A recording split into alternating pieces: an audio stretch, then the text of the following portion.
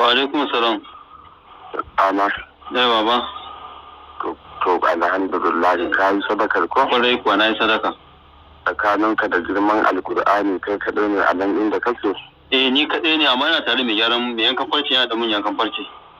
A'a to ya gama tukunna. To. In ya gama ka kira ni yanzu. To shi kenan. Sai ka koma gefe ka kaɗaita. To shi kenan.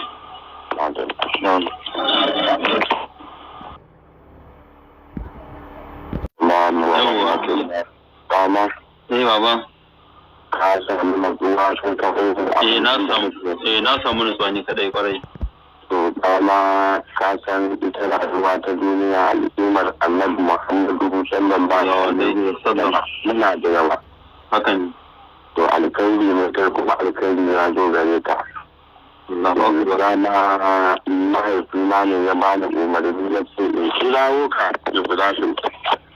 Sanar da kai wannan alkhairi idan ka yi shi in sada ka da shi ka bi ko? To. Kamar sallama zai amsa maka da girmamawa zai maka cikakken bayani ka bi ko? To. Ka koma gefe mana. To.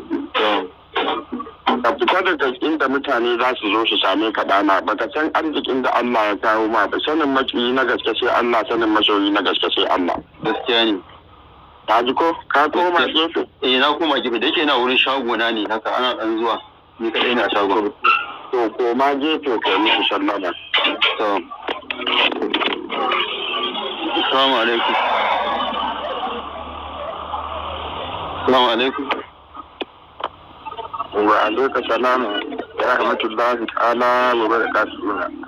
Sannan na wuni. La ilaha illallah wa ashhadu anna muhammadan rasulullah sallallahu alaihi wasallam. At-tahi.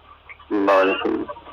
ما ليس فيها وأنت فيها من تعرف وعلى أبوابك من شر أبوابك من كان أدين من الله عليم حكيما. الحمد لله دانا أنكم أجيبكم. نكم أجيبكم. Ubangiji Allah ya maka albarka, Allah ya jagora. Amin.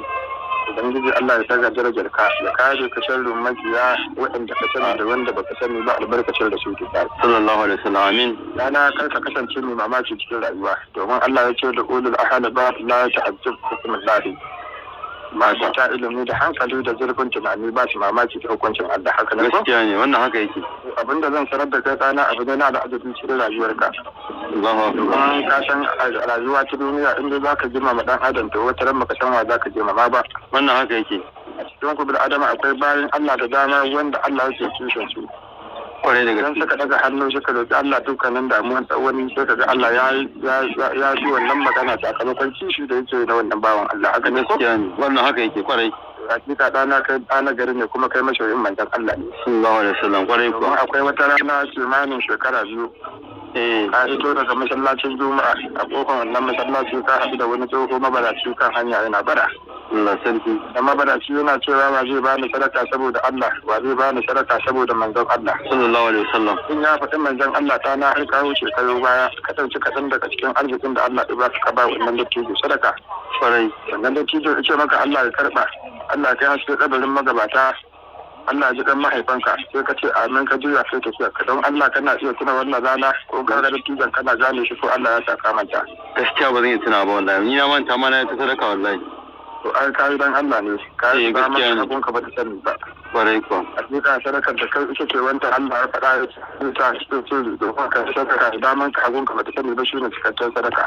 Gaskiya ne. Ma'anar haka kai sadaka saboda Allah kai saboda manzon Allah ba dai sallallahu alaihi wasallam. Wani ya gani ya ce maka kayi sadaka ko kuma kai ka faɗa kayi sadaka to idan har ka faɗa ko kuma kayi dan wani ya gani to wannan ganin shine sadaka haka ne ko?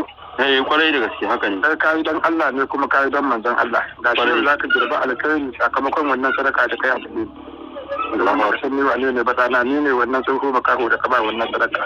Allah sarki. Allah ya ce Allah mal insanu ma lam ya'lam shi ta sanar da wani abin da wani bai sani ba. Wannan haka yake.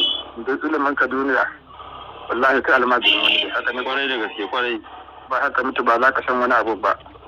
Haka ne. Da Allah ya ce tanzilul mala'ikatu wa ruhu fiha shi ke zaukar mala'iku da ruhanai cikin ku bil adam.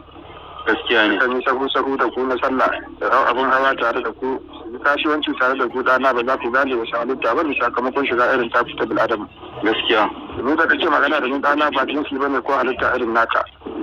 wallahi billahi allazi la ilaha illa hu ina ɗaya daga cikin jinnin nasibi na alwa su fara rarrafa ne da musulunci masu taimakon addinin Allah. Allahu akbar. Ba ma ƙarya ba a mana ƙarya ba ma alƙawari mu saba ba ma tare da mu saba alƙawari dana. Gaskiya ne. Ba kuma a magana da mu a gaya wani an yi magana da mu. Yanda ka ganna ka daraja ni. Ka ɗauki sadaka ka bani cikin girmamawa dana cewa wannan rana za ka girbi alkhairin Allah zuwa daga ka darajar manzon Allah sallallahu alaihi wasallam ko. Allah na gode ma. Dana tun da kace a duniya ka taɓa magana da halitta irin tamu. Wallahi ni jikina ban zaka rawa yake wallahi ban taɓa jin irin wannan murin ba ma. To kada ka san cewa kamar aljanu ne ka furgita ko kan azana ba baka jan aljanu ne wanda suke shiga cikin jikin ku su fitar da ku dana. Eh. Mu ne wayanda Allah ya ce faɗa a cikin alƙur'ani.